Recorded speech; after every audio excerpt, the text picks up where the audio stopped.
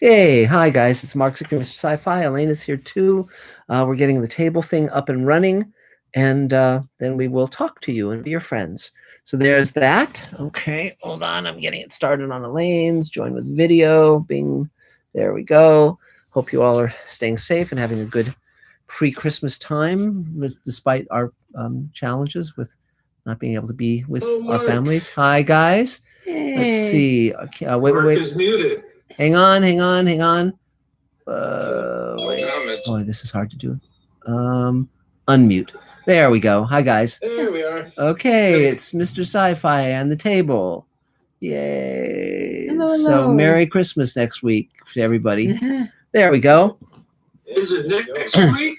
Yeah. Next 1 week from tonight is Christmas Eve. Yes. And we will be having a table meeting on Christmas Eve. Because that'll be our way of celebrating together a little bit, and because we don't. And remember, on the 21st is the Christmas star. Yes, which is which is that Saturn and Jupiter? Saturn and Jupiter Are crashing into the Earth. Yeah. It's going to be short but memorable. Well, and you can if you can't much. I mean. We'll see what the sky's like. They say it's going to be happening. On this side, it's just the sun is setting, but it's also going to be online because so you can watch it online. Happening. If you want to see it in person, is that crashing into the earth thing visible from our area? Yes. It'll be on YouTube the next day. So and also just to let everyone know, today we set up a site where people can actually purchase the first hour of Space Command and pre-order the Blu-rays and DVDs of the 2-hour pilot, which will be ready, in the next couple months. And so it's very exciting. So here we are. I'm actually updating the photos. Great. That terrific. That's terrific. Almost had them all done. You can take your time on that. So great. Okay, so but great. Remember, the Lowell Observatory will have a really good view. And we'll see what kind of view we have from our. It also says what direction to look in on upward. Yes, yes, yeah, that's going to help. They say that the moon is going to be not that bright, which will help. No, which will help us see whatever we see. Yeah. So anyway, let's start with the table. So I see Arena. So why don't we start with you since you're on the other side of the continent? I think Thane was first, but. I can go first as well. Yeah, well, why don't we start with you, and then we can go for Thane. You bet. Okay, well, just want to wish you happy holidays and everything. Thanks. I don't know, are you going to do another meeting on 31st, or yes. This is the last one for the year? On the 31st, would that be, is it a week later? Is Thursday the New Year's Eve? I don't know. We can see what people want to do. It's not a bad idea, we'll have a vote, because we're not going to be at any big parties unless we've lost our minds. Well, unless it's just mannequins, or something. But or suddenly become a Trump, fan. So. Oh God, please, no politics, Elaine. Remember, no politics. Yeah. So, okay. And so, is there anything you need, or how are you doing? Yes. Well, life is life. We've been busy with all the medical stuff, but on Saturday have 2 lots of neck shots. So this month I had 2 shots in 1 month, so it's a little too much. And then January is going to be the last one, and we'll see what's going to happen. If it's going to give any relief or not. But yes. So that's what happens when you have 3 accidents in less than 2 years. Yeah. Well, we'll wish all good things your way, and So, So is there anything? But aside from all the life stuff, been busy and. Last time, I mentioned that I shot the new episode for my series completely remotely. So I actually finished post-production and now it's online. Wow. I can share a link, if you want to take a look. And also was very interesting and unexpectedly another series that I've been developing with my friend. And I don't know if you've heard of this new platform called Rizzle. No. Yeah, they basically specialize in a series under a minute. So, each episode is under 60 seconds. and we pitched them, and they were very quick, got back to us. So basically, they're going to feature us. Great. Now we kind of just figuring out how to shoot it real quick, and but we do have a lot of material, because it's so short and so quick, and it's comedy. So we'll see what's going to happen there. Great. And the other series, we're also working on that and getting ready for Netflix. But right now, I think everyone is on a break. It's like everyone is, the December, January is very, very slow. Yes. So we kind of just like, refocusing on the priorities for now. Yes, I understand. And kind of always curious, I've been working also behind the scenes for Space Command. Yes. And I, saw Elaine working with actors, and I'm kind of curious to hear from you, Elaine. Like, what are your advices for directors, who are not actors? Like me personally, I've taken acting classes, but I'm more a behind the camera person. And I'm curious, because actors obviously have different approaches. Yes. When they, how do you approach, like from your perspective, how do you adjust your side of the, depending on who you're working with, and especially if they like method, versus Mesner approach, et cetera, et cetera. Well, I know about a lot of the different approaches. And so I try and find out what my actor prefers to make them really comfortable. The main thing is to allow as much quiet as possible for concentration, to keep people out of their eye line, and to talk them through the character. When I'm on set, I only call them by their character name. And if they seem to be having a little trouble with concentration, I'll go over and I'll start to talk to the character and ask the character how they're feeling about a specific situation. How's it going with so-and-so? That must make you feel bad, or is that scary to you, or that's so sad? I'll keep them in that space and keep it as calm as possible. And the thing is, what I'm asking them to do is so hard, which is to go emotionally to these extremely challenging places, even if it's a comedy. Usually it's a comedy where you're like going crazy over something, and I want to believe you. And for me to believe you, you have to be able to believe yourself, which puts people in an extremely vulnerable place. And so I try and, as well as I respect my actors, I give them as much rest as possible, and I'll talk through the characters. And however I envision a line being said or they're being approached, in the end, if they are getting the heart of what I want done, I don't care how much they diverge. So that if I pictured it being shouted and they're whispering it, but I believe them, then they whisper it. Yes. So the details aren't as important as me getting the feeling that if I want them having a sense of humiliation, I feel the humiliation. And one of the most important things is that they get to a place where it can be layered. Yes. And that was why I think I mentioned before, where I had the class where people were doing angry scenes, and they were all being angry. They had a lot of energy, but I didn't believe any of them. And that's where I said, would you please come in with a story of the angriest you ever were that you feel you can share? Yes. And so when they did that story, it became very complicated. It wasn't just them being angry. It was them being humiliated. It was them being vulnerable. It was them being afraid. And they talked through the anger. We get really angry. You go through a lot of stuff. And I say, well, that's all great, but where was that in your scene? Where was the vulnerability? Where was the fear? Where was the this? Where was the that? And so part of it is to bring them closer and closer to their own experience. Yes. And let that then become a safe place. And never mind the reading of the line, just see if they're feeling it.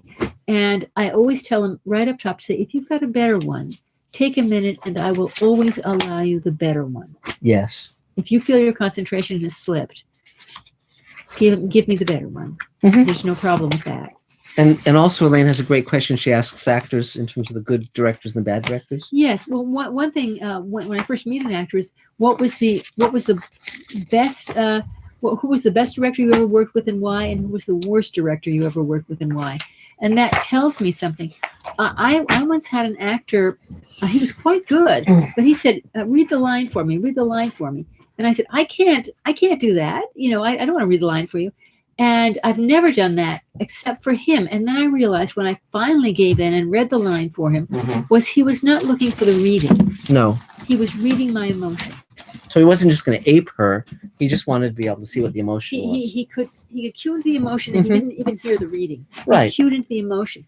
And so I thought, well, I better just keep open to this, because I was trying to, I wasn't understanding what he was asking for. No. I was able to get into the emotion, but he didn't at all ape how I did it. So, No. But that gets in most actors' heads. It's very annoying. It keeps them from themselves. But that's some of it. But mostly, it's like a safe, respected place. Where I don't care how tired and hellish I look, they have to look great and feel great. Yes. So anything else? Yeah, and I'm actually curious to elaborate on, you mentioned that you actually talk to actors as characters when they are on the set. Yes. How do you approach that? Because all actors are comfortable with that, or do you find that, again, maybe some actors find it a little bit like, you wait for the moment. If they're sitting by themselves and they seem to be getting into it, I leave them alone.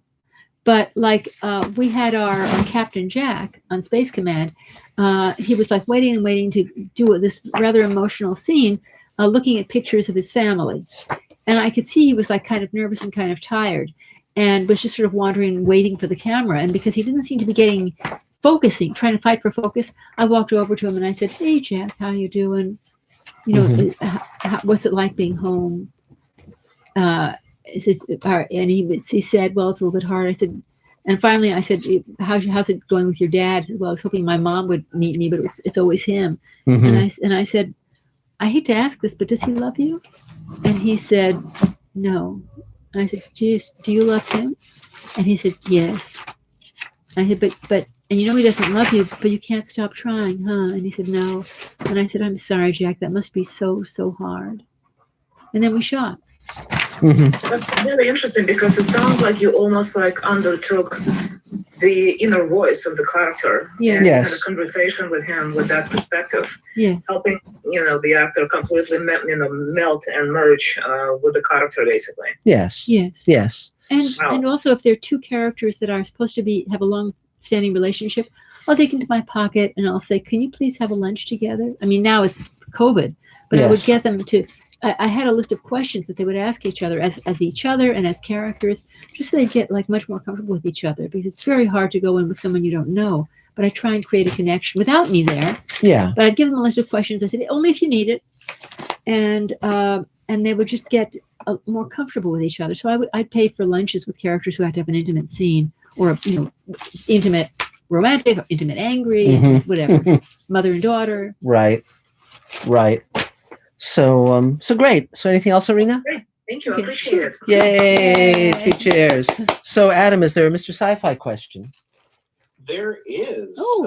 Cool. Right out the gate. We Sure. have Hayes494 is joining us again. Hi. And he says, David Cronenberg makes a cameo appearance on Discovery Season 3. Yes. If he was writing for this season and Walter Mosley stayed on the staff, would this season have been better?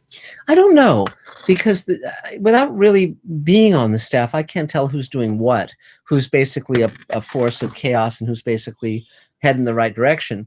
Just because someone is a talented novelist or director doesn't necessarily mean they have the voice or the heart of the show. And for instance, David Cronenberg directed for us when I was a story editor on Friday the 13th, the series. And I don't know if he'd done much TV at that point. He'd done a lot of features, and he was not invited back. Fortunately, it was not my decision, but he was not used to shooting that quickly, and there were some rough edges. But you can never tell. I mean, just sometimes people click. Like for instance, when Brandon Braga and Ron Moore were a writing team and wrote Star Trek First Contact, the feature, they were a very, very, very good writing team. And it's just because their individual natures synced up very, very well. Their predilections dovetailed well. And you can't really know that until you start reading what they're writing. And you see, okay, that's on the money. Yeah. So that's that. So Thane, I guess it's your turn next. Well, good evening and happy holidays to everyone. Happy holidays. Christmas is coming, I understand. I've That's heard what they tell us. Yes. Yes. guess I better do some shopping, Mark. Mm-hmm. At any rate, Adam and I did a little movie where I tried to run him out of town, a young upstart Santa Claus. Great. Trying to poach in my territory. And you crazy old Santa Claus. Santa's are supposed to be old.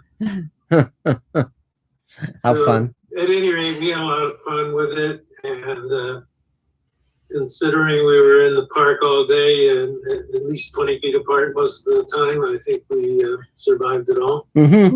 Great. Great. Koshik, it was one of Koshik's shows. This is the second time I played Santa Claus for one of his films. And he got it up in record time without going record time. And, you know, like everybody else, I'm pretty much locked down here, looking forward to the opportunity to get a vaccine soon, and hoping that things turn around for the people that are suffering. It's we're suffering at so many levels, and I've been fortunate, and I've also been very disciplined, staying away from friends, family, and anybody else. And it's hard, and yet we're surviving here.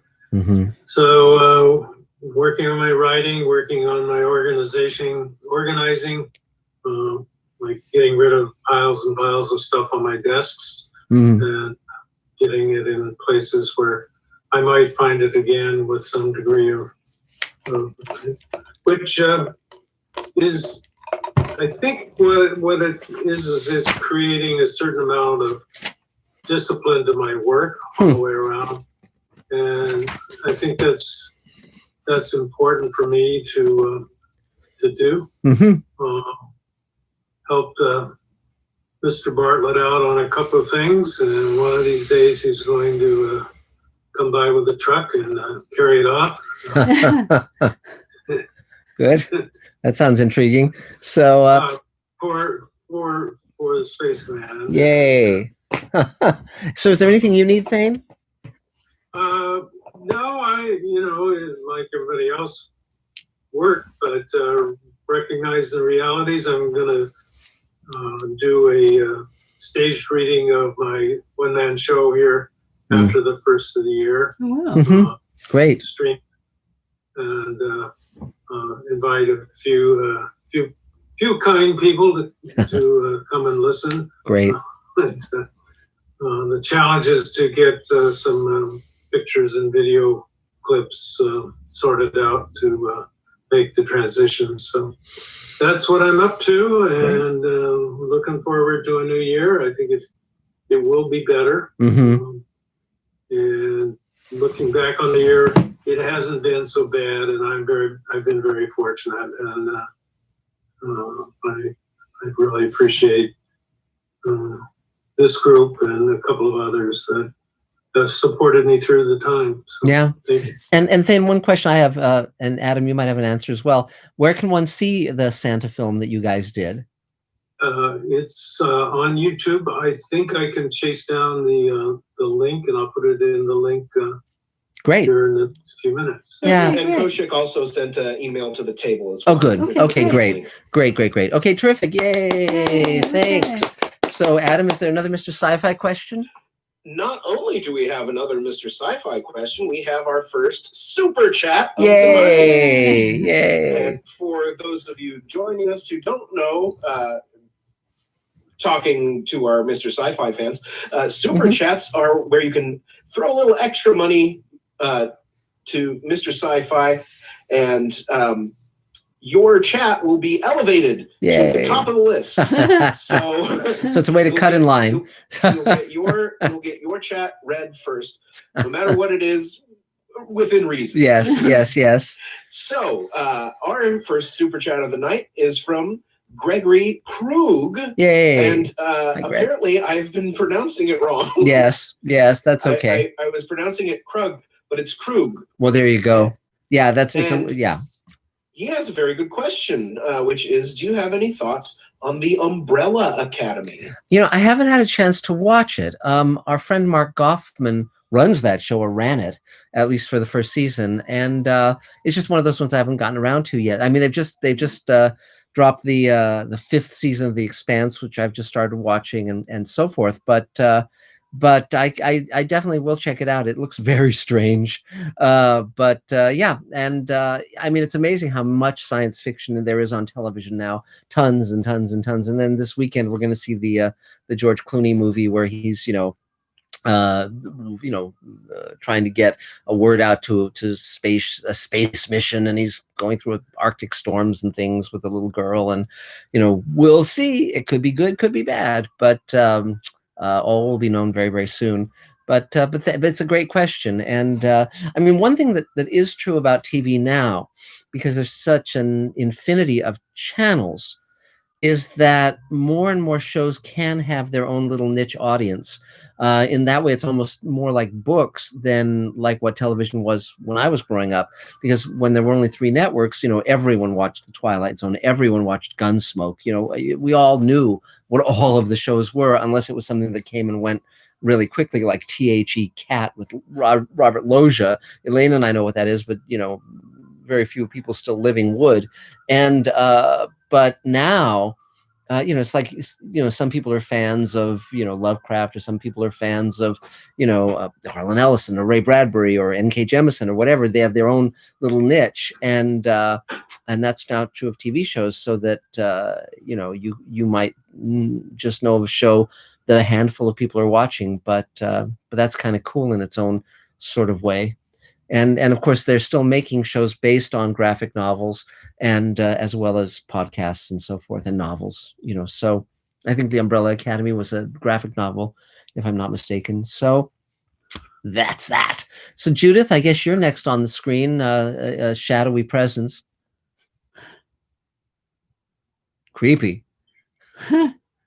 Oh, she's sneaking up on you, Elaine. There. Hello, Judith. Okay, she's looking for the unmute button. Can you find it? Huh. Do you want us to come back to you? Maybe we'll... Huh. Nope, Judith, it's not. Can you find the button? Oh. Lower left. There we are. Okay, good. Yay. Good. Okay. Okay. Hi. Hi. I'm still looking for a dog. Oh dear. Yeah. Oh no. Problem is, most of the good ones are out and God knows where. Yes. But I'll find one. Yes. Find one. I've got to get back to work again. I was talking to a friend of mine who had read My Little Pet, which is my dragon movie. And I told her that David, thank you, David, had gone through it and told her about the resume. And she said, finish it up and send it to me. I have someone I want to send it to who's a big shot in the industry. Wow. Not gonna say. We'll see what goes on. All I have is this tiny little picture of you guys, of you and Mark. Yeah. Oh well. It's the last night of Hanukkah. Do we want to light candles? Sure. Does Or anyone do you have want to candle? not take the time? What do you think? I don't know. Does anyone have a candle? Well, no, Judith was suggesting. I have. it. They're have? all Okay. set up. Okay, All set up? Hold on. Okay. go for it. Okay. Go ahead. Hold on. Let me just get a candle. She's getting a candle. A friend said yesterday that they only had candles left for one day, and it was some miracle. But I said, well, cut them in half. You can make as many as you need. They go, brilliant. So There you go. have enough. Well, you have to rely on the Wow. editor. Cut it in half, Always- it'll work. Always trust an atheist. Yeah. Exactly. Oh, here we go. Baruch atah Adonai, Eloheinu melech haolam, asher kidshanu b'mitzvotav, v'tzivanu lahadlik ner shel Hanukkah. Great. Baruch atah Adonai, Eloheinu melech haolam, she'asa nisim lavoteinu, Bionim Haim Lazman Hazeh Baruch atah Adonai Eloheinu melech olam, shehechianu, v'kimanu, v'higianu, b'zman hazeh. Yay! 3 cheers. And Happy Hanukkah, everybody. and- Happy holidays. yes, Good and luck in the coming year. Unfortunately, it's not going to be able to start off with a bash like it was last year. well, It wasn't next that time. fun. Well, as Yes, soon as we all get our vaccinations, yes, I'm telling you now, big bash my house. sure. Next year in Jerusalem. So From your So- mouth to God, from your mouth to God's ears. yes. And if there's anything I want, what? What, Dave? I was going to join us next week when Judith leads us in the 12 days of Christmas. Yes. And for those who aren't Jewish, the song that she was singing, there's 2 answers to that. The language, of course, was Klingon, and the song was 99 bottles of beer. So just to let you all know. So okay, great. So is there another Mr. Sci-Fi question? There's Ab? only one thing Oh, I want, yes? and that's Uh-oh. a puppy. Well, there you go. Well, Absolutely. Well, there you go. Well, We're working on it. yeah. So Well, she's Santa working on it. Claus, Yes. see what he can Yeah. do. yes, a puppy. Yay. So Adam, is there I another? have- Oh, sorry, Well, yeah, Judith. Judith. No, go No, for it. go Go ahead. for it. What? So I'm just clearing out all my stuff, like saying, getting rid of all my papers, Yeah. trying to be constructive. I'm Yes. sitting here in Pelican Bay. Ah. Yes. That's funny. So okay, great. 3 cheers, Judith. Yay. And So- if anybody oh. hears anything about puppies, Yes. give Yes. Judith a Please call. let me know. Yes. And so Adam, is there another Mr. Sci-Fi question? Yes, we have a question from Mark Lungo. Mhm.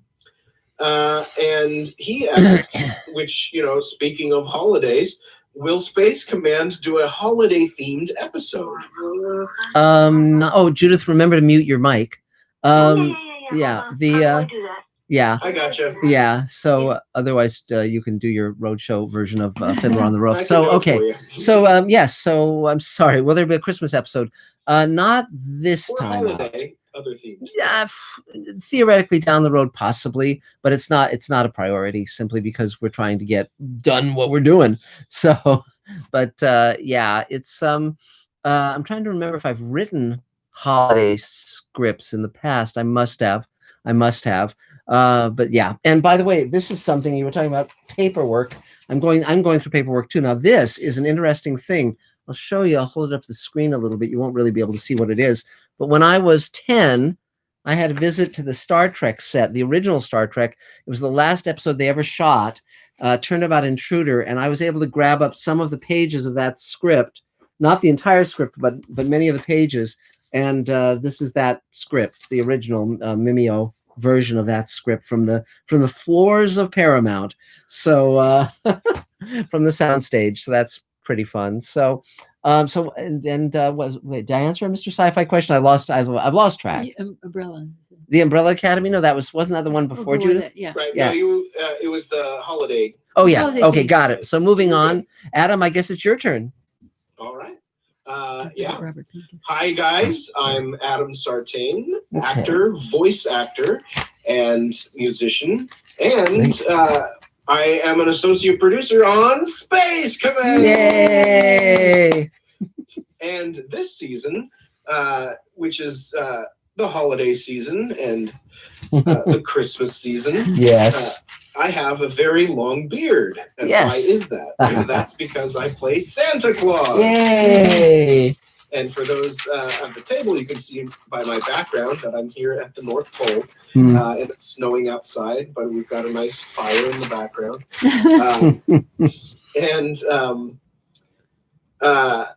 Up until last week, I thought I was going to be doing virtual visits with a company called Jingle Ring, but that has fallen through due to some fault of their side and some fault of my side. Mm-hmm.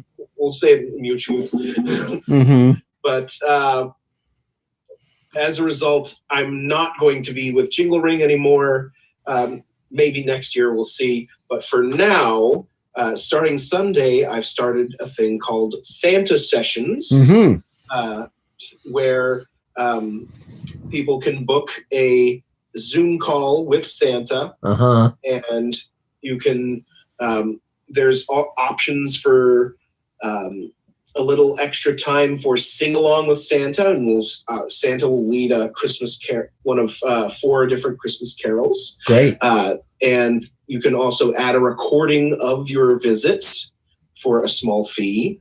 And I'm going to be putting the link in the chat for that, and it's very sophisticated. It's very nice. I did it all up. The appointment request goes to a Google form where you can put in all your info, and it's a very detailed experience.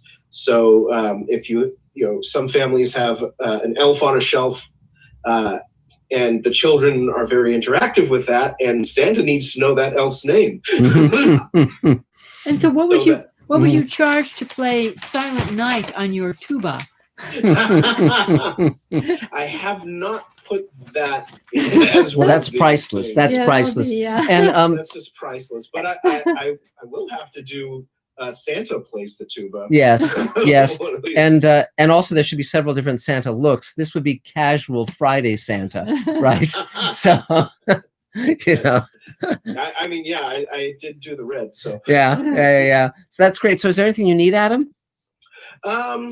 Right now, I mean, if I'll post it to the table. I'll post the link to the table as well. I'll send it in an email. If you guys would share it, especially with your friends who have children. I mean, I'll take it. Santa Sessions is open for adults too, if you guys want to chat with Santa. But cool. That's fun. Santa will be in character the entire time. Yes. Have you been a good little girl? So yeah. Yeah, we get it. So okay, but that's great. That's it for me. Yay! Cheers. So Adam, is there a Mr. Sci-Fi question? And by the way, before we do that, I'll just mention again to people who've just signed on that I just posted on Mr. Sci-Fi a link where you can order the first hour of Space Command as a digital download, high quality cut, it's the final version or the finished version, no commercials, and you can also pre-order the Blu-rays and the DVDs and the download of the second hour. So it's pretty, and all sorts of extras, behind the scenes and audio commentaries and all sorts of stuff. It's really cool. Okay. So Mr. Sci-Fi question. Yes, our next Mr. Sci-Fi question is from CFG83. Great. And they say, do you remember the Terran Trade Authority handbooks written by Stuart Cowley from 1978 forward? They're a wonderful tribute to science fiction artists from that era. No, that's interesting. If you send the link or Adam can just write down what that's called or email it to me or text it to me, I can look it up because I'm not familiar with that, and it sounds very, very interesting. I mean, I was always interested in science fiction artists, and there were certain ones who were the big name guys like, Frazetta, of course. But then there were guys like Tim Kirk, whom I liked very much, and George Barr, who did his illustrations in colored pen, like ballpoint pens, and his work had a look that was unlike anyone else's because of that. And so there were some, and Jim Rumpf, of course, was another artist whose work I liked very much. So yeah, I'd be very interested in finding out more about that.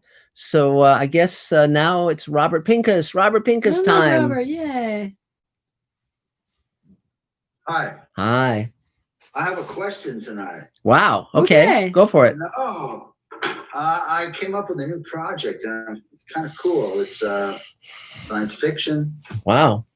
It's called Bliss. Mm-hmm. And the tagline is, "It needs a body."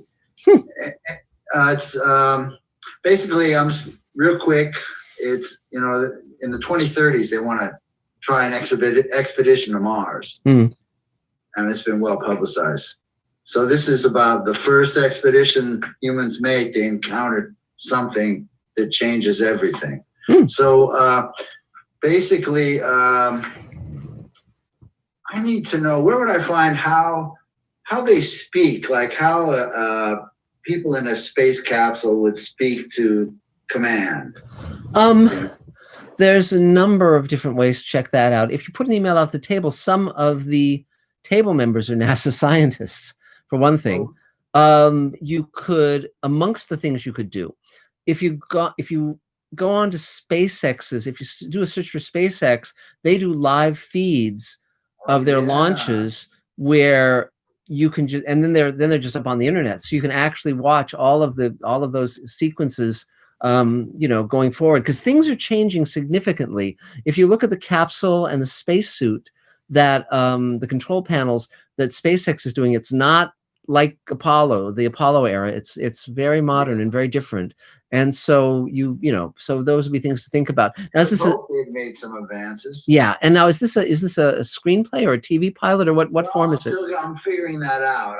I Sure. saw it first as a TV series. Sure. Because this entity is a non-carbon based life form. Yeah, well, I've met those. So long to figure it out. Yes. It could, I don't know. So that's what I'm thinking. Sure, exactly. Yes. Well, good. That sounds great. Anything else, Robert? Well, okay. What else besides SpaceX? And what was the first one you said? They're putting out a table to the email because an email to the table, because there are space scientists like Jeff Landis, etc. Or you could call the Johnson Space Center, and I'm sure they'd be happy to connect you up with the right people. When we were talking, when Space Command gave us a call, the real Space Command. The real Space Command gave us a call. We got connected with a few people. I mean, they were very generous in terms of like helping us get things right. Yes. And so we had some of those guys on our set when we were shooting, and they kept us from getting in the soup over and over. We had a lot of mistakes that were about to happen. Really? They actually came to the set. Yeah. Yes. Yes. And again, but you have to, but obviously Space Command, the Air Force Space Command, wouldn't be the correct person, because the correct entity. Right. No, but they usually want things right, and if you're going to be respectful, because with our show, of course, it shows them in a very heroic light. Yes. Then they were just endlessly helpful in terms of protocol. But again, when you're writing science fiction, you have to decide how tech heavy you're going to be.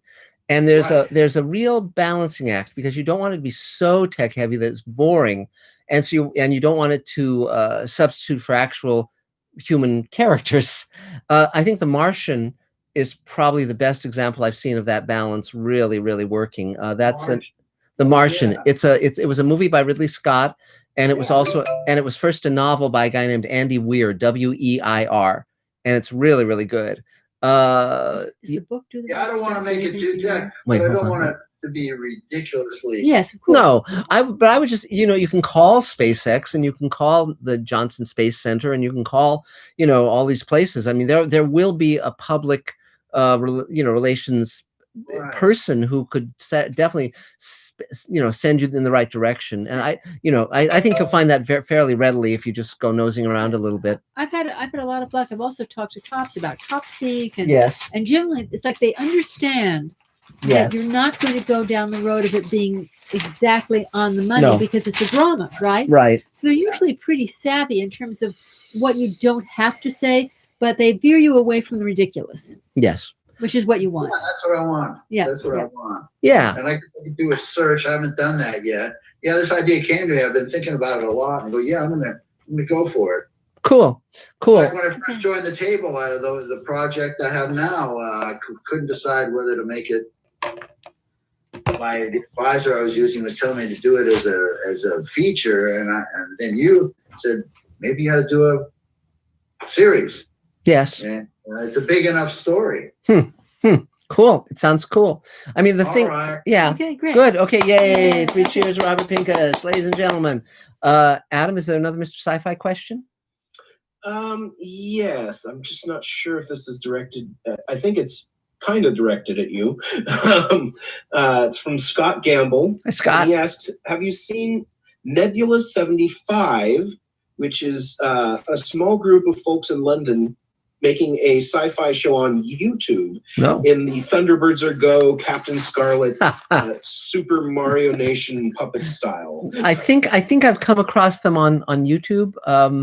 I mean, it's fun. I mean, it's a fun thing to pay homage to those guys. I mean, Jerry Anderson was a really remarkable fellow and unique. He did, for those who don't know, he did Supercar and Fireball XL5 and Stingray and just a lot of shows. And then he did some live action stuff too. He did UFO and Moon, Space 1999, and he did Space Precincts, which is a show I wrote a number of episodes on. And you know, his model work was terrific, and his design stuff was really, really fun.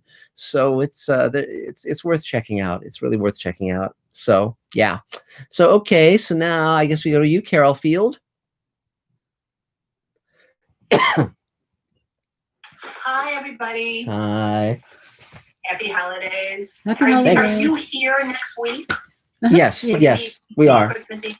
Yeah. Or Yep, the yep, yep. 25th? Good. And how about New Year's Eve? You don't know yet? Probably will be there, but probably. we just haven't But nailed we're it not down. going anywhere this year. I don't know. Maybe. Just to clarify, I will not be on next No. week. Okay. No, that's fine. So, we'll have to figure Figure it out out. arrangements. But, Sure. Sure. I will be around on New Year's Eve. Huh. So if you want Okay. to do it, I can host. Wow. Cool. That'll I be can, fun. you know, Okay. Great. Zoom host. Okay, Yes. Great. Yes. And so, okay, great. So go ahead, Carol, please. I have a little list. Oh, you mentioned Bruce Joel Rubin last week, who wrote Yes. Ghost. Yes. They're from Detroit, and I'm friends with his younger brother. Wow. Such an amazing family. When Gary was like, I swear, like in the 12th grade, Huh. he started an entire recording studio. And I'm not talking about a microphone in the basement. I mean, he opened a brick and mortar Wow. thing. He walked in, set it all up, and had a lot of business in like the 12th grade. It was called Wow. Pioneer Records. Huh. I'm How friends fun. with Gary. We said hello on Thanksgiving. Yeah. Huh. Yeah. So I just thought when Wow. I mentioned Bruce last week, I just really, I laughed because the family's amazing. They're amazing. They're amazing. This is so cute. Have you guys heard of Acorn TV? I've heard of it. Yes. Any feedback on that? I don't know much about them. Oh, Nina, do you know about Acorn TV? Yeah, it's British television, Carol, and there's some great series on there. You know, you can. It's like any other pay streaming. You can go in and out, so you could do it for a month and stream like crazy, something you're crazy about, then get out. But And I'm told they do a lot of great shows on it. They do a lot of family friendly stuff. Yeah. Oh gosh, yeah. Very good production. Really good. Check it out. It's on Prime. Budget. Thank you. Great. Oh God, so much. I just submitted a lot of stuff to a lot of people at the AFM thing, and so the producer in Montreal sending one of my things to Europe, as I told you before.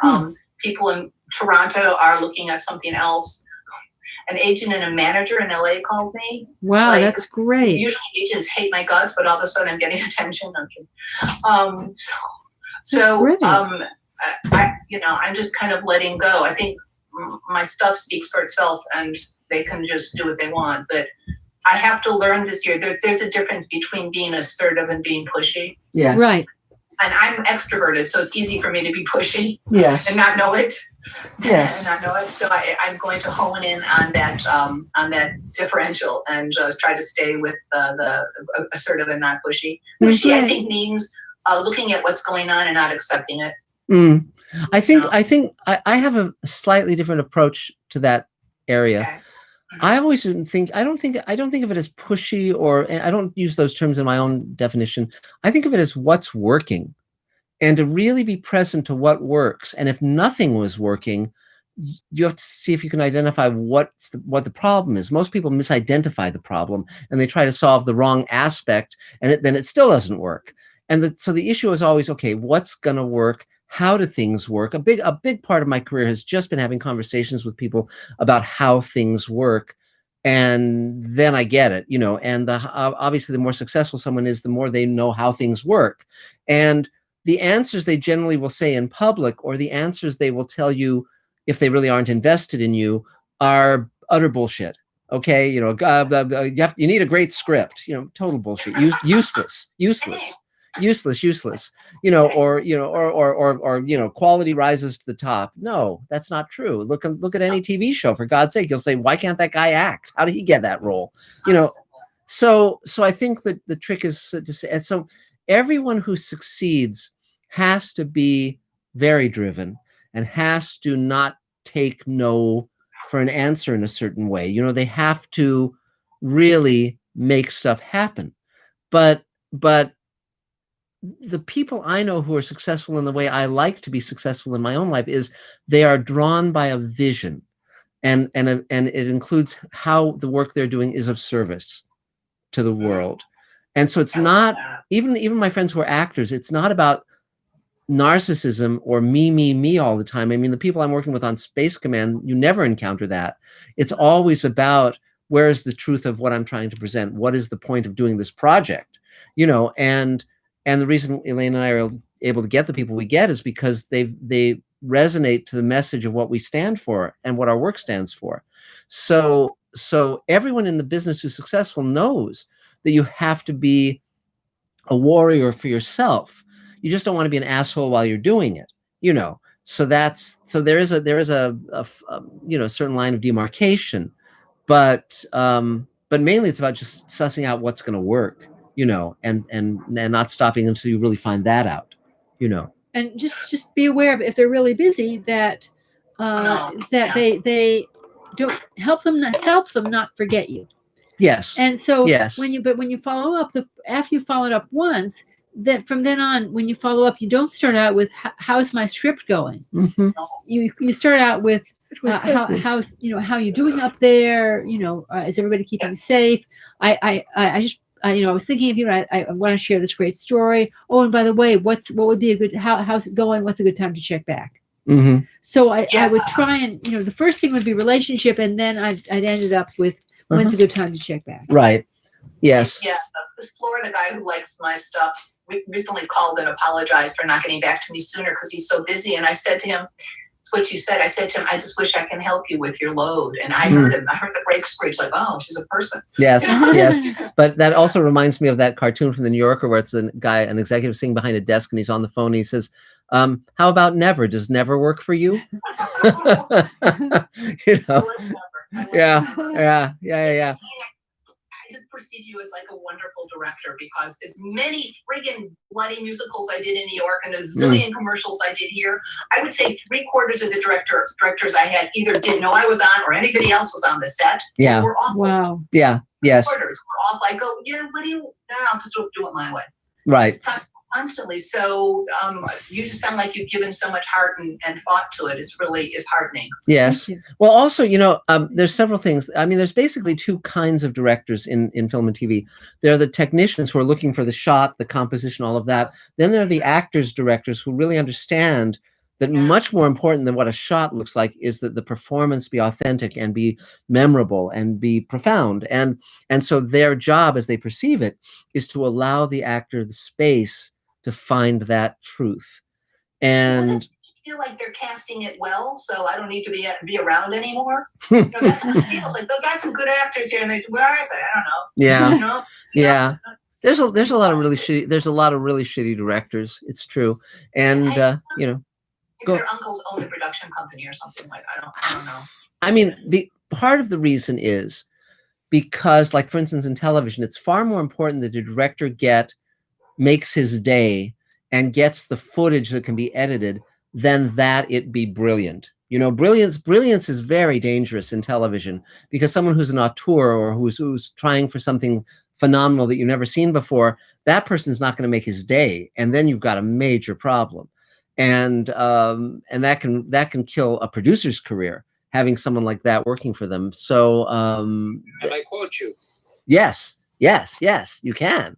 And I'm not saying I'm perfect, but but you know, but the thing is, I think anyone who's not an actor's director, if you're going to be a director, is a fool, because if you're not there to make a safe space for your actors to be vulnerable, what the hell are you doing? And one book that I can recommend to directors is Sidney Lumet's book on directing. Sidney Lumet was a brilliant director, and his book was very, very instructive for me. So yeah. So nice. Yeah. It's called Making Movies. Yes. I won't read this tonight, but I decided I'm going to write something and send it as Christmas cards. It's called I'll Be Home for Christmas. And what it is, it's the juxtaposition of the song I'll Be Home for Christmas against a BioNTech worker in Germany who can't come home. Look at the inroads that he's making. Yes. And how we're all contributing to the vaccine by sheltering in place. Yes. And also, by the way, if you want to have something to listen to over the Christmas season, I came upon this on YouTube. It's a marathon of radio shows year by year from 1930, Christmas shows from 1930 to like the 1950s, and it's great. And it's very rare to find radio show recordings from 1930. That's very early. And so I listened to that one. It was about this self-centered millionaire who is in a car crash, and in the hospital he meets this little orphan girl who's been there her whole life for the most part, never seen a house up close, etc., etc. And this guy's a millionaire. And at the end, he shows up on Christmas Day and he says, "See that house on the hill there? I've bought that house and I've adopted you, Gesundheit. And I'm going to. You're going to be, my daughter from now on." And she says, so, and she says, so from now on, you won't be calling me Uncle Stephen. You'll be calling me. And she goes, "Daddy, I'll be calling you Daddy." And I thought, it's so nice that back in 1930, even pedophiles could have a happy Christmas. So I sure to watch it now. Yeah, it's a great radio show, but it's really fun. The radio shows that you have on their Christmas shows, Jack Benny, his Christmas shows were just terrific. I'm gonna look some of that up. I love that stuff. One last quick question. I was having a conversation with someone about this today. What is your take? When you write something, how often do you really outline and put in beat sheets and stuff like that? And how often you just let it roll? If it's a TV script and if it's on a deadline, you have to have a rigorous outline because you cannot go down those dead ends. Sometimes I'll have a general idea of where I'm going. Usually I need to know the end. I need to know where it ends. And sometimes it can be very, very loose, and sometimes it can be more detailed. But my outlines are never long, because if they're longer than 7 to 10 pages, you're going into too much detail, because it needs to breathe, it needs to live when you're writing it. And if you're too straitjacketed, that'll kill it. So so that's, but I don't tend to just fly without knowing where I'm going at all, because it's just too easy to run out of steam a third or halfway through, so that's some of it. Helpful. Thank you so much, and thank you both for continuing to do this. It really means a lot to all. Well, thanks, Carol. Yay! 3 cheers. So before we get to the next Mr. Sci-Fi question, David Bartlett was asking me things we can have as special premiums, moving forward. And I just came upon this. I've got, I think, 6 copies of these. Many of you know I directed this. Elaine and I did the Star Trek episode with George Takei that got nominated for the Hugo and Nebula. It's on Mr. Sci-Fi. You can watch it. But this is the front page of the Daily News, the article when we were shooting that. So I've got 6 of the paper, the original paper that has the article, the front page article with George Takei and myself. So those will be premiums we can give out to those who are Mr. Sci-Fi and Space Command fans. Dave and I will talk about that and figure out. When was that? That was good. When was that? Was that the question? 2006. So so I just found 6 copies of that paper, and it's a rarity. That's great. I can definitely. Yeah, we could do a limited perk for that. We can make a limited perk. Yeah, and I'll sign it. I'll sign it and all that stuff. So pretty cool. So is there a Mr. Sci-Fi question, Adam? Yes, there is. We have a question from Magical Sasquatch, who Indeed asks, "What are your thoughts on the '80s Twilight Zone? Well, Any favorite episodes come to mind?" I wrote for that show, and so it was an amazing writing staff. It was Rockne O'Bannon, Harlan Ellison, George R.R. Martin, on and on. Really phenomenal.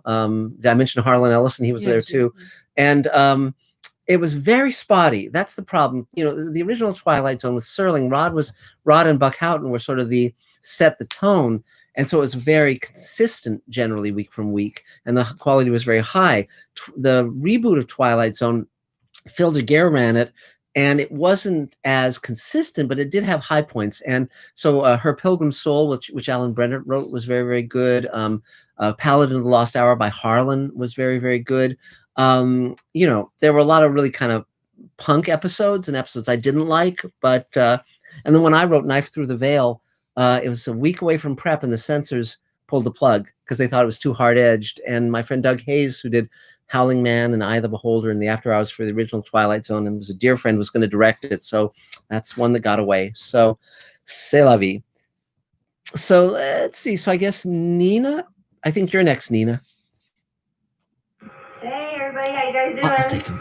Oh no, I love it. I haven't gotten anything done this week. except I did an open mic. I'm just trying to stay on track, and that's sort of like not much progress is being made, but at least I'm present. And I really just wanted to come on and say hi to everybody. Well, hi. And happy holiday and Merry Christmas, and I'll see you in the new year, because I had 3 hours sleep last night, so I can feel myself just going. Thanks for joining us. Wow. Thanks for joining us anyway. Well, great. Well, it's good seeing you. Yay. Have Cheers. a wonderful holiday, you guys. Thank you. We will. We will. So, get some good rest. yeah. When And can I so, do it? you sure? Yeah. Okay. I'll be back momentarily. I just have to do a terrier. She's going to walk the dog. So, okay. So, Adam, is there another Mr. Sci-Fi question? Yes, we have a question from Bob Rich. Hi, Bob. And he says, today's video games can be so rewarding with great stories, characters, music, animation, world building, etc. If someone wanted to make a terrific sci-fi video game, what would you suggest? That's very difficult. I don't play video games. You know, it's funny because I didn't grow up as that generation. And so for me, they sort of seem like a big waste of time, you know, and I have enough distractions as it is. I have my work to do, but I know that that's selling them short, and I know that many people love them. And so, you know, basically I would start, I mean, you can either look to an existing property like a science fiction novel, you know, something like, oh gosh, Have Spacesuit Would Travel would make a great video game. Have Spacesuit Will Travel. It's a Heinlein juvenile. There's a bunch of things. Fahrenheit 451 would be a very interesting video game. Or you could create an original. I mean, again, it all boils down to what, see, the thing about science fiction that's great is that it isn't just about characters or about story. It's about creating a world. And it's a world that you want to go into. Like, for instance, 2001: A Space Odyssey. I love that world. And I always find it refreshing, a tonic to just watch those visuals and go into those places. They seem very real to me. So, so in terms of video games, I would say just think about what thrills you, what excites you. And even science fiction novels like The Time Machine, I mean, that would make a great video game as well. And you know, so there's a lot of possibilities. I mean, the fact that science fiction generally is so adventure oriented makes it a very good genre for a video game, whereas, you know, something like, you know, Death of a Salesman would be a much less pleasant video game. I don't think I'd want to play that for too long. So, you know, Willy Loman, you know, how many different ways he commits suicide or whatever. So, okay, so let's see. So Marc Gushowitz, the famous Marc Gushowitz. Oh, I'm famous now. Yeah. Hi, name's Marc. I'm an editor. For anyone who doesn't know me, though I think everybody here does know me. Really quick note to Adam, because I do Santa Clauses too in December. Wow. I talked to the guy who's been getting me a lot of Santa gigs this December about a real bearded Santa. So next October, give me your information, because he said that he might be able to get some gigs. Wow, great. Anyway, so I'm an editor. December was relatively slow into this week. All of a sudden, some old clients started coming my way. Most of the work's going to be for January. Get some work this week on a trailer. Yeah, I had a client that I haven't done work for in like 3 years come out of the woodwork. He's not liking what his editors are doing. Wants to know if I might be willing to come on for some part-time work, regular work next year. So we'll see what happens. Keep our fingers crossed, because regular pay is always good. Yes. Been doing the Santa thing, which has actually been much busier than I thought it would be, to bring in some extra money until the work starts happening. Doing color correction on my short film. Earl will probably fill you in on the music and the sound side of it when he comes up, because we haven't actually talked since I sent him the stuff, but I think it's just because he's been really busy trying to get some stuff done. And I cannot wait to hear that. Working on my website / podcast that I've talked about over the last number of weeks. I'm trying to write reviews so I can get the website up by March 1st, which is my goal. I might be reaching out to people to see if anybody else wants to write reviews for the website. If people are interested, it just my website's going to be very specific on what it's about because I want it to be 100% positive movies. I'm going through all this relatively fast because it's the same thing I've been saying for the last couple of weeks. I do have a Mr. Sci-Fi type question for Mark. Sure. So I don't waste 3 hours. But as we all know, David Lynch did a version of Dune. Yes. And I've recently got my hands on what they're calling the extended edition. Yes. Which is an hour longer. Wow. Is it worth my time to watch that? Have you seen it? The challenge is that he didn't edit that. That's not the director's cut. That basically that was Raffaella, the daughter of Dino De Laurentiis, Raffaella De Laurentiis, just putting in a whole bunch of extra stuff. Now he did direct it. So I remember I read that screenplay before it was shot. And I remember thinking, I have no idea how this could work the way it was written. And then I saw the movie and I understood why it didn't work, but I still like that movie for all of its flaws because it has such an astonishing design sensibility because David Lynch is so, such a brilliant artist.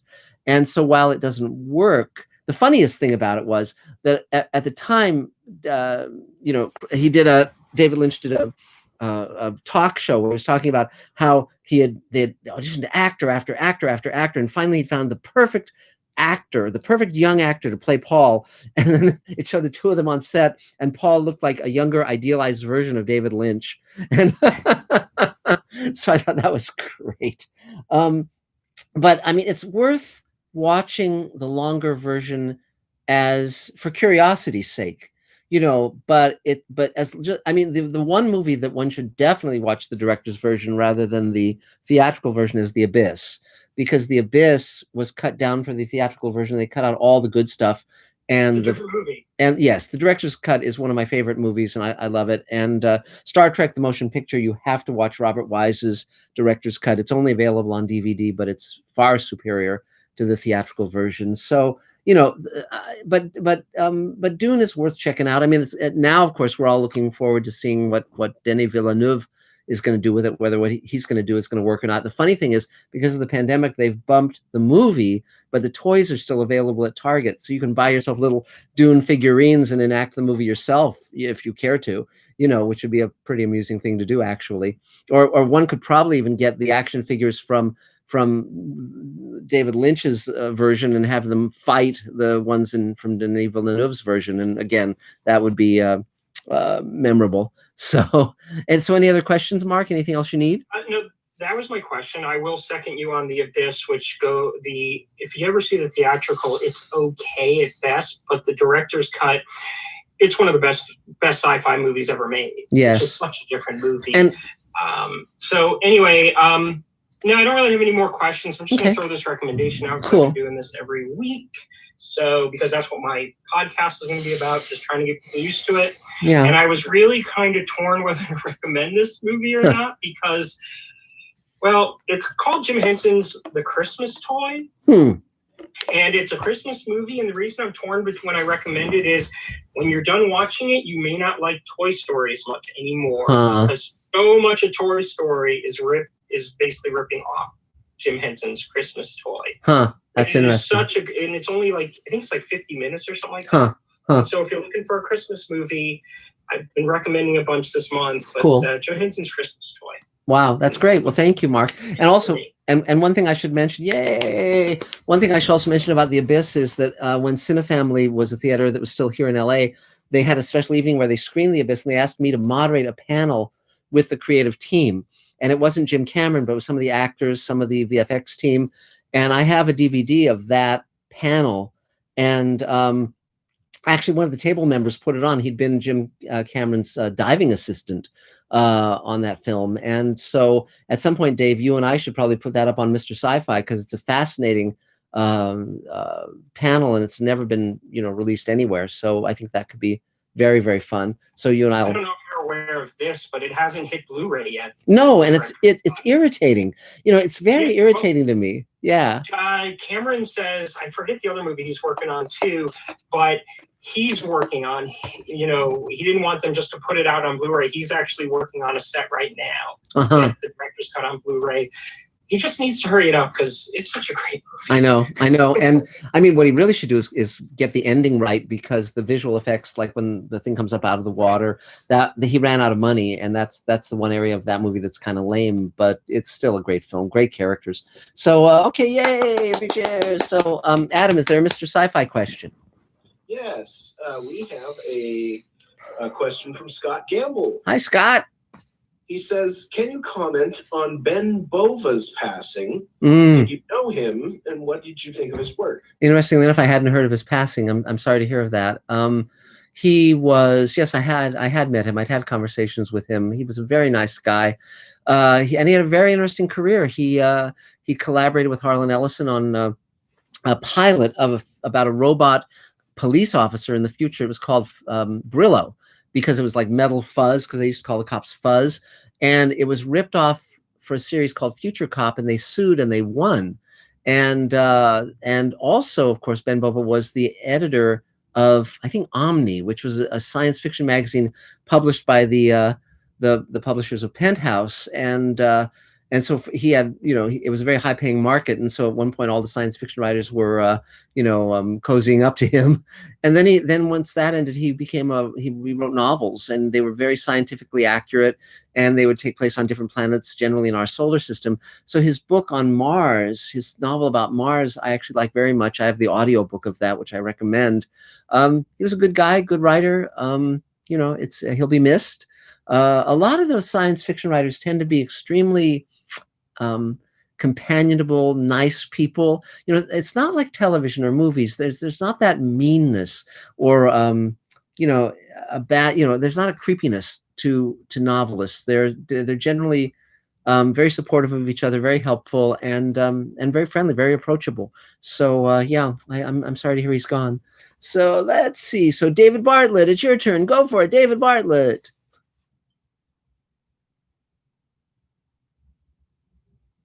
There you go. There you go. Here? Yeah.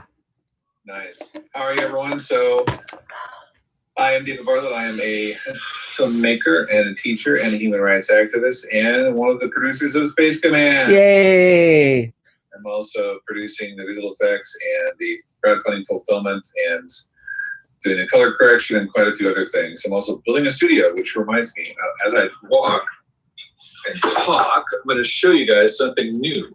Oh, cool. So I'm still at the studio because I had a bit of a day today. It was exciting. We managed to get something like 250 physical items from Campaign 6 and others in the mail so people can receive them by Christmas Eve. Yes, yes. And tomorrow we have another 68 going out, and that'll be really fun because that'll be the last of the perks that we can send out currently. What? That have been manufactured and able to be sent out. It's a little dark on the side of the studio, but I'll change that soon. So my background is that I started making films when I was 10 years old, and just a second here, I'll change the darkness in here. You look just like Judith. You look incredibly like Judith with that lighting. There you go. Okay. So I was making films when I was 10. I started making more films in high school. Moved here in 1980. I started working right away out of the gate with Robert Wise as my first advisor. He directed and produced The Sound of Music and West Side Story. And supposed to have a new story every week. Yes. I'm trying to think now what the story was for this week. While I do that, I can show you the progress we have here in Space Command Studio. Yay. See if I can get this turned around. Can do that. Where is that? Look up. There we go. There. Wow. This is a doorway. Oh, thank God. I thought it was craft services. Now it's laying down because it's about to be painted. But it is foamed and ready to roll. Yeah. And we now have an additional 6 cave walls for the alien spaceship. Great. And the walls look like this before they have red paint on them. And I helped. Wow. Yay. Yeah. 3 cheers. Adam may have painted this one. Yeah. So they're black now, and you will notice that they are not painted red yet. Cool. You'll notice that this one is not painted black yet. Uh-huh. So Well, there you go. Guess what? Yes. We need help. Yes. We need volunteers and help here in the studio.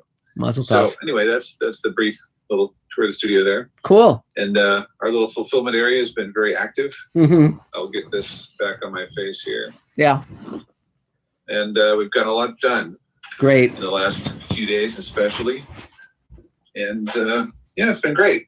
Huh. So I am, let's see here. Oh yeah, here is a picture of the actors in 2001, A Space Odyssey. And they're signed by both actors. This is just some of the examples of decorations that happen here in the studio, courtesy of Marc. Yay.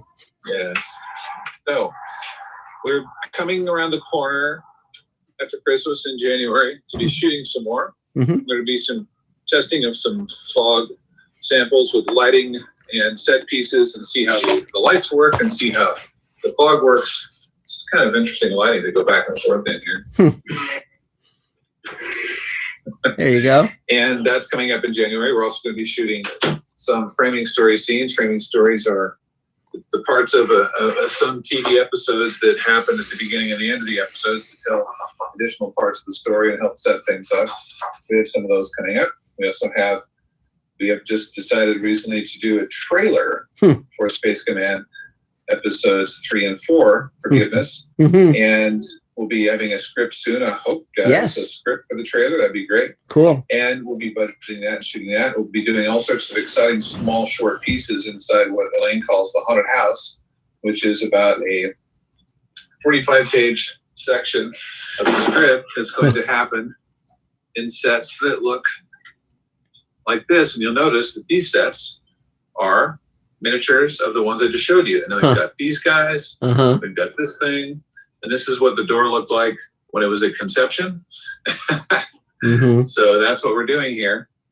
I haven't shown you this in a while. This is from Star Trek: The Motion Picture. This is a Voyager. Mm-hmm. Yeah. Voyager is a spaceship that is approaching Earth, ready to kill it. And that's of course, the Enterprise has to save the day, which of course it does, because it always does that.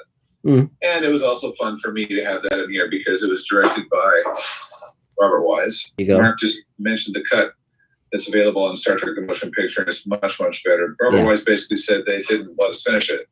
So he was able to go back in and finish it before he passed away. Yeah. Yeah. That was cool. Yeah.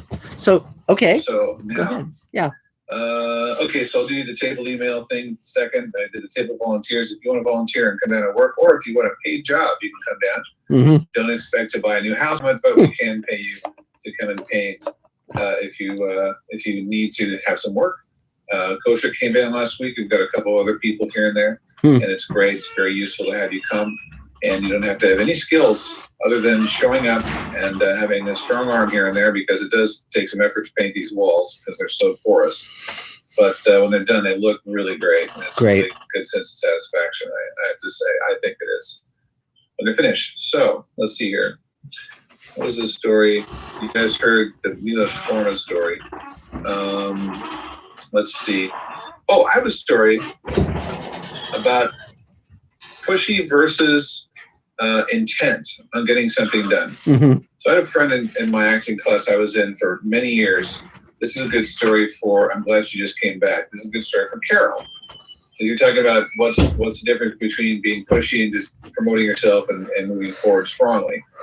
So there was an actor in class, and he heard from a friend. He told this story in class. He said he heard from a friend that there was a part being offered in a film at Canon Films, and that people can complain about Canon if they want, but I worked there for 2 years, and I had a great time, and I did not have any problems of any kind with anyone that was there. So Menachem Golan was the owner of Canon, one of them, and he was very loud and big, boisterous fellow.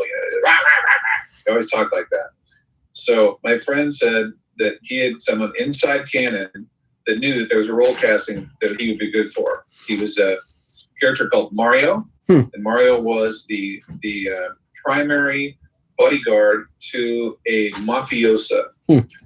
So he was Italian. He didn't speak Italian, I don't think, but he was very tall and handsome.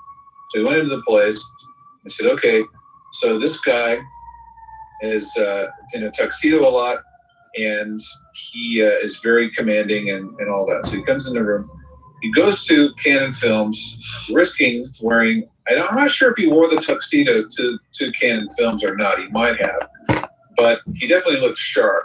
So he went in and he heard Menachem from around the corner going. Rah, rah, rah, rah, rah, rah. So he rounds the corner and he stops and looks right up at my friend, and he leans in and he reaches out and takes Menachem's hand and holds it and doesn't pull him into him, just holds it in place. And he pulls him in and he says, "You don't have to look any farther." And he pulls back like this and he says, "I'm the Mario for your film." And he steps back like that, and Marc says, He turns and goes in his office. He goes, "Oh my God, I've completely blown this. This is terrible." 2 minutes later, an assistant comes out and he says, "Come here. Can you wait like a half an hour, maybe something? Menachem wants to see you." He says, "Oh, sure. 2 minutes later, he comes out and says, "Come on in. Menachem wants to see you." Well, okay, so he comes in, and Menachem is there, and he's got a script, and he says, "Here, read this." And he gets the script, and he's reading like this. "No, read." And he hasn't even read it once, okay? And he starts from a dead stop, and Menachem is reading the other lines, and he says, "Well, he's saying different lines from the script, and he's doing great." He says, and he leaves, right? Again, the assistant comes out. "Okay, so, we're going to let you know, about this, and if you can hang on a second, or we'll call you." He says, "Okay." So he gets up and leaves. Guy goes back in. He comes back out 30 seconds later, and he says, "Do you have a passport?" And he goes, "Yeah." He says, "Okay, because you're leaving on Monday, and you're going to be in Italy for 3 months, and you're going to be playing the bodyguard of this guy." And he was there, and he had 6 or 7 lines. He worked for 3 months. And he had a whole launch of his career out of this just because the timing is right and he was assertive and he did the right thing at the right time. Great. Now, would you do that to everyone? No. But Menachem, perfect. Sure. Because he liked that sort of thing. Okay, great. 3 cheers. Uh-oh. What about table email? Well, I don't know. I don't think there's any newcomers tonight, right? I think you're right. Oh, Thane, also, I came on, I couldn't say anything earlier, but I almost came and got that stuff today, but I am going to get it tomorrow, unless I have to, even if I have to stay up until 10 o'clock tomorrow. Yes. Which might not be late for you guys, but it is for me. Yes. I am going to pick up that stuff from Thane. He's been very nice. He's donated some things to the studio, some wood and a couple of other things, a nice case with wheels, which is cool. And I'm finally going to come and pick it all up. So I will call you tomorrow. We'll arrange that. Okay. That's, I guess that's it. Okay, yay, David Bartlett. And, when you talk about Hollywood anecdotes, there's a joke that I sometimes do every now and then. It's just the starting line. It's like of these really weird Hollywood anecdotes. I always, you would say, like, it would begin like, "I remember when I was at the Coconut Grove with Trini Lopez and Dame Judith Anderson." It's like you put together the most odd, Xavier Cugat and Shirley Temple. And Shirley had been drinking quite heavily that day. She was 9 years old, and you just kind of like come up with this weird, and then Louis B. Mayer had given her a handful of amphetamines in the afternoon, and she didn't know whether she was coming or going. So, anyway, be that as it may. So, before we get to Mr. Sci-Fi, I have 2 visual aids because you had visual aids. So first of all, because I'm going through a lot of stuff and winnowing things down and so forth, when I was a producer on Sliders, as many of you know, the 4th season, and this is just a little photograph of our female lead coming out of the makeup room, and she was very, very sweet, and that's her. That's an unpublished photo, a little Hollywood memento. She was super nice there. And also, I came across a birthday card that some family friends had sent to me when I was a kid. And you'll look at this card and you'll say, did they know me or did they know me? I was maybe, 7 something.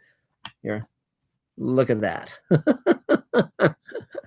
So it's a little kid in a spacesuit.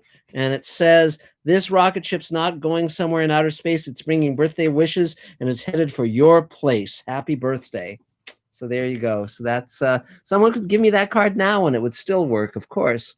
So there you go. So, okay. So is there a Mr. Sci-Fi question, Adam? Yes.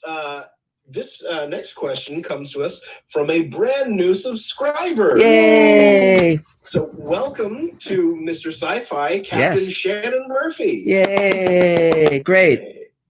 And her question is, she says, 2020 has driven me to the point of wanting to write my own Star Trek series. Okay. Not produce, just on pen and paper, right. I guess. but it takes planning, right? Where should I start? Well, it depends. Several things. It depends on what format you're writing it in. Is it going to be prose or is it going to be a script? Is it for your own entertainment or is it something you want to share with others? Is it something that you would want to write as fan fiction, or would you have larger goals for it? So for instance, one can submit those kind of things to the people who publish Star Trek novels, but let's just say you're writing it for your own interest. Start with, look at the Star Trek universe and think about what hasn't been done to death. What hasn't, I mean, for me, the Klingons, they've done Klingons, been there, done that. There's a lot of things in Star Trek that's like, okay, they've pretty much exhausted that area unless someone has a brainstorm. Whereas with, like, if you watch World Enough in Time, which is the Sulu episode I did, it's on Mr. Sci-Fi on the landing page. You can watch it in its entirety. It was a story that my friend Michael Reeves came up with, and then we, built upon that. And it was the great Sulu episode. He had never had the great Sulu episode, and this was it. So I would start with that. I would start with characters that interest you, and just rock and roll. I mean, if there's actors who you love writing with in mind, setting them as your characters, that's fine too. That helps. But it's mainly just entertain yourself is the first law of writing, and and don't be too worried about.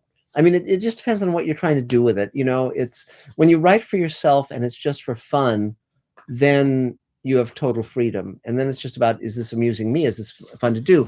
It's very, very funny because my friend Barbara Hambly, who became a very famous science fiction writer and who I wrote the first Magic Time novel with, when she was first established as a writer, she was asked, the editor of the Star Trek novel said, do you have anything in a drawer that might be a Star Trek novel we could use, we could publish?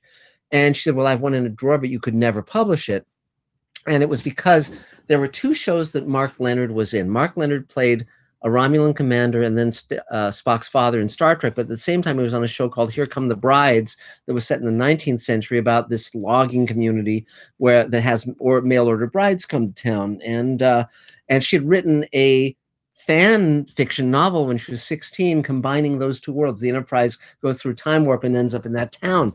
And she said, you could never publish it. Well, they read it and they said, well, we're going to publish it. And she said, well, you better get the rights from whoever owns Here Come the Brides or else they'll come after you.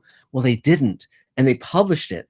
And so all of a sudden they were being sued and they were going to sue her. But fortunately, she had a paper trail with the publishing company saying, you need to clear the rights. And because of that, she was off the hook. And ultimately, the publisher had to pay a lot of money for that, but I think that's just hilarious, And so again, whatever you intend to do with it, there's a very wide community of fan fiction fans, and if you just go search around on the internet, you'll find them.